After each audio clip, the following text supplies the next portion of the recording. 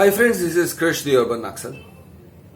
In Gujarati, there's an expression which basically says about educated people or even highly educated people, ભણેલા છે પણ ગણેલા નથી.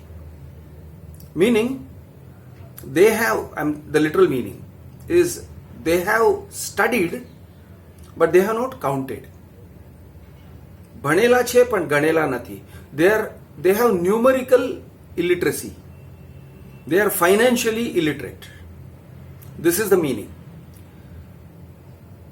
Many educated people, I would say most educated people, even very highly educated people, even chartered accountants and doctors and engineers and MBAs and all these guys, I'm sorry to say, are like this ભણેલા છે પણ ગણેલા નથી.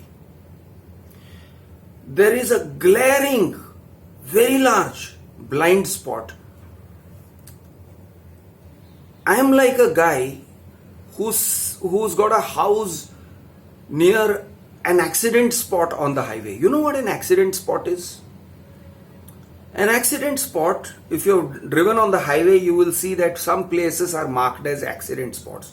It is usually a place where it's like going up the hill and then coming down, so you can't see what is coming from right in front of you. Or there is a very sharp turn and you can't see what is coming from around the corner at you. So they mark those places very prominently and they say accident spot. I am like a guy who lives or who sits near that accident spot. I got a balcony seat to that accident spot and I see the vehicles coming in from this side and I see the vehicle coming in from there. And I see them crashing all the time, all the fucking time, more times than I am happy to watch. And I am telling you how this accident spot works. And I hope to God that I am going to convince some of you to avoid this accident spot. I am going to ask you this as a bunch of questions and I hope to make you see the light and I hope that some of you will understand why under construction is such an absurd, crazy deal. It is an absurd, it's a Ponzi scheme. Under construction property. Absolute fucking Ponzi scheme. I'm going to explain this. And I'm going to explain this from at least two different angles. First angle I'm going to say is coming from the financial part of it. When you step into a sales office and you get convinced to give the builder a token, a booking amount. Could be a small amount, 25,000, 50,000, 1 lakh, 2 lakhs. Are you causing any loss to the builder? I'm asking you this question. Are you causing any loss to the builder by giving him 20,000, 30,000, 50,000, 1 lakh rupees? Are you taking anything from him in return? Now, people will say, yes, Krish, I booked a flat. No, you did not book a flat. And the builder also is saying you did not book a flat. You made a request for booking a flat. A request. Check it out. I am going to use a very big builder's name in this, Godrej. Same fucker who makes locks. Same fucker who's done it. It's known as the bloody Parsi company which is famous everywhere. Godrej and Boys. Man, what a big brand. You walk into a Godrej sales office for a flat. You give them 30,000, 50,000, 1 lakh, 2 lakhs. Why? Because you want to be entitled to a flat which they are making in a certain project. For the sake of discussion, we'll call it Godrej Up 1. There is some such project. In Godrej Upwan, you want on a certain tower, you want a flat. They have convinced you with brochures that there is a flat which will become yours if you pay them 2 lakh rupees. Now, my question to you is, first of all, did you cause Godrej any loss by giving him 2 lakhs rupees, or did you benefit him? And did he benefit you? He gives you a booking application form, and you fill up the application form and you write flat number A2105 in tower B of Godrej Upwan. You are going to fill it all up, and you are also, like stupid idiots, PAN number, Aadhaar number, my salary income, all that stuff you are going to write. You are going to write to them. It is an application. You then give the application, but what do you say to people? You say to people, I have booked a flat in Godrej Upwan. Have you booked a flat, you fucking idiot? Have you booked it? The answer is no. You have made a request for a booking. A request. He has not given you a booking. So, has he accepted any kind of a contractual obligation? Can you go to court and say, I gave this 3 lakh rupees, I gave these 5 lakh rupees to Godrej, and now Godrej owes me a flat, or even the right to take B2105? No. No. You did not get even that right. You gave him that money. Now you go home. You're given, say, 5 lakh rupees,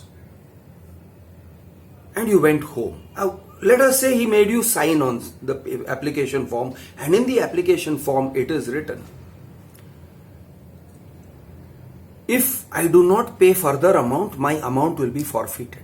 My money, the money that I have given to Godrej, can be forfeited to the extent of 10% of the value of the flat. 10 fucking percent of the value of the flat. Do you understand what 10% is? If Godrej were to make the whole flat, whole tower, the whole project, 10% would be probably, 10 or 20% is probably the profit he would earn from building that flat. The entire profit. And you are going to give him 10% because you went in there, you signed some paper, and then after that you said, you talk to your father, and your father says, no, that is too far away. No, son, I don't permit you to buy this flat. No, son, you shall not buy this flat. You are not going to do this. It's a very bad idea. And your father, your brother, your wife, everybody opposes. Then you go back to Godrej and say, give me back my money. And they say, sir, you signed on this application form that you are going to give the further amount. And if you don't give the further amount, then we are going to forfeit this. They say that. And they will say, in fact, contrary to RERA, they have their application form says things like, we will forfeit 20%, not just 10%, 20%. So they will say, sir, if you want to give up the flat, give up the flat. You don't have the flat. Give up the entitlement to the flat. If you want to give up the entitlement to the flat, give up the entitlement to the flat. You don't have an entitlement to the flat, you fucking cunt. You don't have an entitlement to the flat. You got nothing. They didn't give you anything. And they say, sir, even if we didn't give you anything, you have to give us money or else. I have seen Lodha flat buyers shitting bricks because they get a notice saying, give us another 5%, another 10%, another 20%. I have seen the flat buyers of a builder named Kalpataru. He's already given them 7-8 lakhs and they say, sir, you owe us 20 lakhs more and then we will let you cancel. And they write him a letter. And the guy is shitting bricks. He's like, boss, what have I gotten myself into? So these guys, big names, Lodha, Godrej, Runwal, they write letters which amounts to extortion. Because there is no law under which they can take 8 lakh rupees, 10 lakh rupees, 20 lakh rupees from these guys, which they have not paid them. And they say, give us the money, or else we will not cancel the flat. You will not cancel the flat means what? Then people start worrying and imagining things and they say, shit yaar, this guy is going to sue me. He is going to go to court against me. Godrej is going to go to court against me. Lodha will go. Kalpataru will go to court. Look, they have written a letter. And they are shooting bricks. They are scared. People, educated people are scared. Now, did Godrej did Lodha, did Runwal give them even the entitlement? Is there even a single entitlement saying this flat number A2105 in such and such tower which Godrej is building in his project up 1 is now written in your name and we will not sell it. It is now reserved in your name and we will not sell it. And you can enforce the contract as long as you are willing to pay interest or whatever it is. You can enforce the contract against us. Is that their position? The answer is no. No. The Godrej or Lodha or Runwal have not taken that position. They have taken a position, Baba, you have to give us money, okay?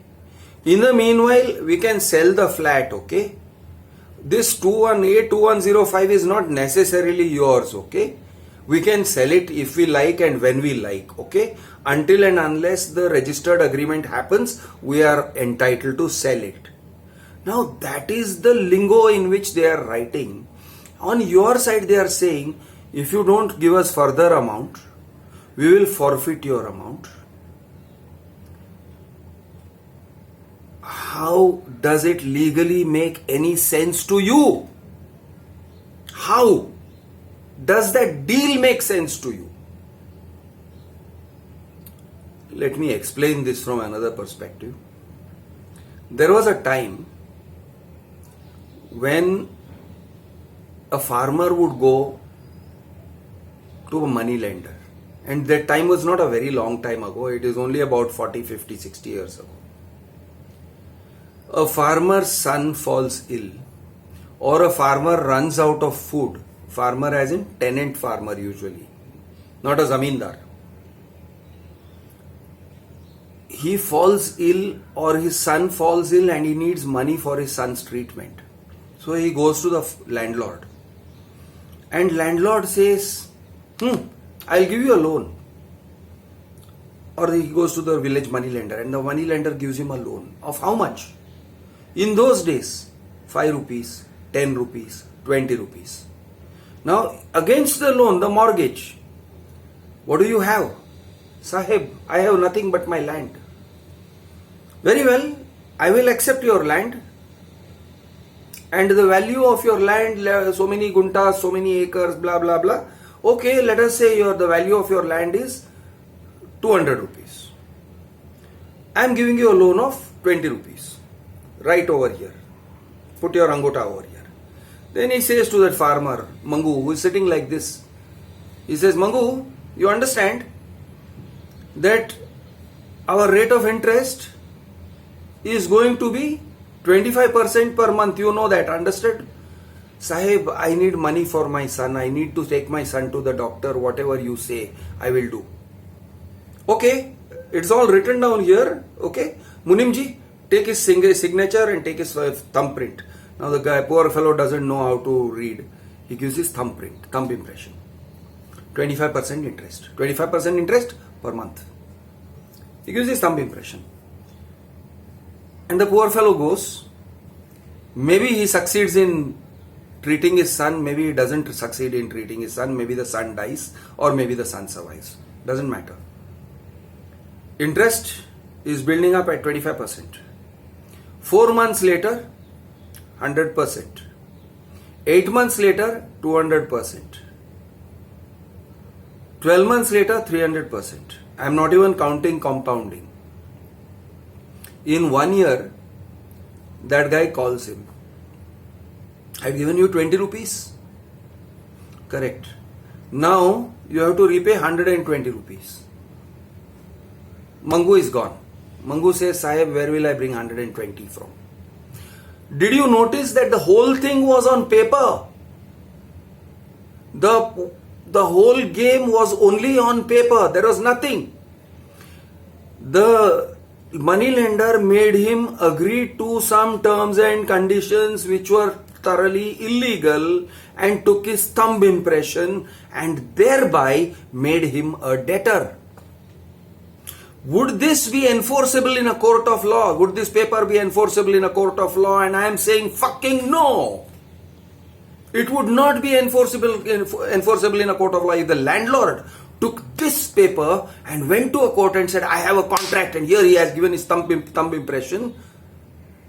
The court would also say, was this knowing and willing consent? And the answer is no, it is not knowing and not willing consent. Now I am going to take you one step further into the transaction. Do you realize that after, let us say 10% is given and RERA says after 10% is given, 10% of the consideration value of the flat, you have to enter into registered agreement. And after registered agreement, typically the scene is a flat buyer will take a loan and he will start disbursing the loan because the builder will start demanding the loan, the disbursement. So the builder will say, listen, we have completed 25% and so you have to give another 15%. You have already given 10%, you have to give another 15%. Or he might say more. But let us say he says another 15%.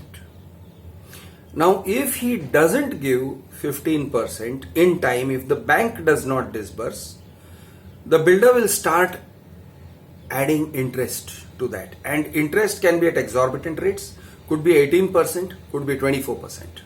And all this is written into the agreement. And the poor flat buyer didn't notice that. The flat buyer was ignorant. The builder starts imposing penalties. He starts, of course, he will send him letters and for interest. In addition to that, for every letter that he writes, suppose he has written a letter today and that man does not disburse the loan or the bank does not disburse the loan, then he will add interest and send another letter. For that letter, for the act of sending the letter, he will charge him 20,000. He will say that is administrative fees. So the administrative fees plus interest. Now, on the other side, let us say the bank disburses the first tranche of the loan and this guy has to pay an EMI. So, just think about this. I want you to apply your mind. On the one side, you have a builder. He has not lent you anything. You are supposed to give him money. Why are you supposed to give him money? So that he will construct his project. It is not your project. You are not a shareholder in the project. You have your stake in the project is that one flat. That is all you are getting, nothing more, nothing less. But effectively, if there is any delay from your side, the builder keeps bumping up interest and penalty.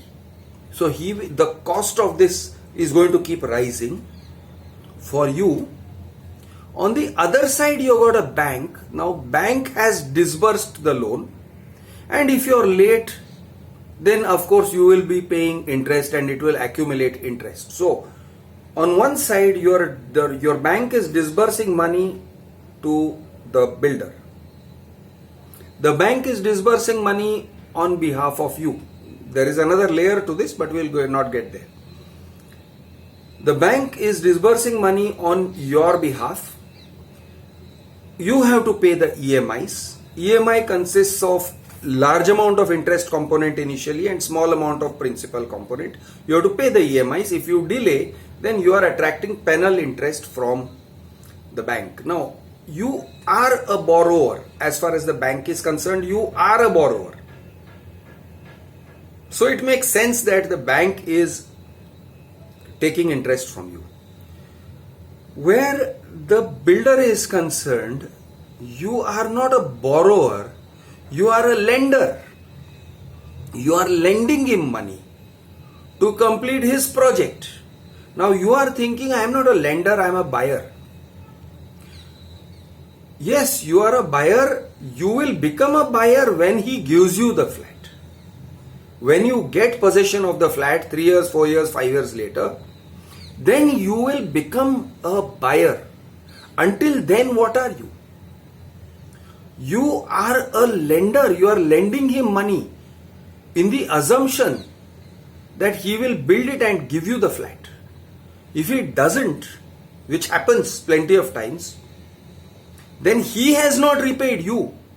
Or if he does it but late, he is supposed to give it to you in December 2025 and he does it in December 2030, then he has defaulted in his commitment to you for giving you the entire flat worth 1 crore or whatever. Your defaults would have been, अरे ये 5 लाख नहीं छोड़ा, 10 लाख नहीं छोड़ा, 20 लाख नहीं छोड़ा, I didn't give him 20 lakhs, 30 lakhs, small amounts. He didn't give you the entire flat worth 1 crore or 1.5 crore or 2 crore, whatever. Do you see the discrepancy? And he is treating you as if you owe him money because you accepted some terms and conditions. So you become his bonded labor.